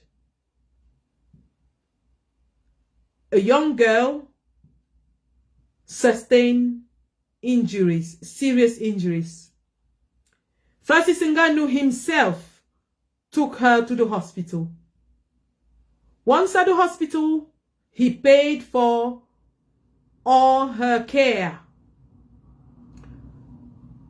It is said that the young girl had 2 surgeries on both fractures on her arm and her leg. However, 6 days later, the news came out that the young girl has died. So, as you can imagine, Francis Ngannou, who also lost his own son a year ago, is completely devastated. He is completely devastated. He hasn't made a public outing since then. And there is an outcry. Some people are accusing him of manslaughter. Other people are saying that he should communicate. But from all accounts, he is in contact with the family and they are dealing with the situation together. So my message this evening was to let you know that Francis Ngannou is originally from Cameroon, as you know. He left the country and traveled via the desert and then was an illegal immigrant in France. Francis Ngannou has overcome lots of difficulties in his life. Francis Ngannou stood up against Dana White for a better pay. However, Francis Ngannou is very, very quiet on the situation in his country. Francis Ngannou does not say anything regarding the political, the social, and poverty situation in his country. He has decided to remain silent in face of the suffering, in face of the dictatorship in his own country. The same suffering that led him to flee the country. And now, he is victim again, once again, of the same system. For they want to put him in jail for this accident, even though it could be proven that there was medical negligence or medical error in the care of the accidentee. So Francis Ngannou is facing a situation where his future is in doubt. Francis Ngannou is facing a situation whereby he might go to jail. If he goes to jail, he might lose all his contracts. He might lose all his advertising contracts. He might lose lots of money. Above that, he might also completely lose his career. So today, I am calling on the world of MMA, of boxing, to listen to what will go on in Cameroon. We are calling for Francis Ngannou to come out when he's ready to talk and say exactly what happened and acknowledge the risks associated with using the roads in Cameroon, to use his voice finally to call for better conditions in Cameroon, to ask the government to improve the lives of the citizens in his own country. Francis Ngannou has never done that. And this is his occasion, finally, to stand by his people. What legacy will Francis Ngannou leave if he goes to jail, or if he lends his voice to a government that led him to flee the country, that is crushing the people, that is raging war on his own people? What legacy will Francis Ngannou leave? Will you still have respect for him if he's unable to say exactly what is going on in Cameroon? Will you still look at him like a hero if Francis Ngannou is unable to say, I am a victim of a system where I have contributed to kill a child and I don't want this to happen again? What are you going to do or say if Francis Ngannou is unable to take that fight and say, I don't want children to die like this in my country anymore?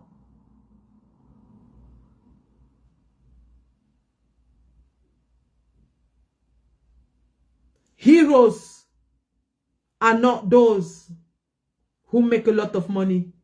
Heroes are those who leave a legacy. And heroes are those who are respected. Heroes are those who are remembered.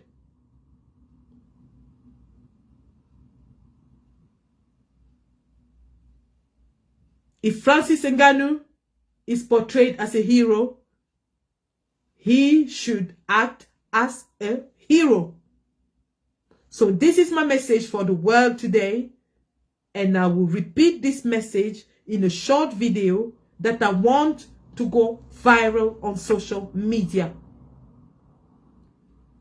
If Francis Ngannou stands for the people of Cameroon, we are calling on the international community to stand by him, to protect him.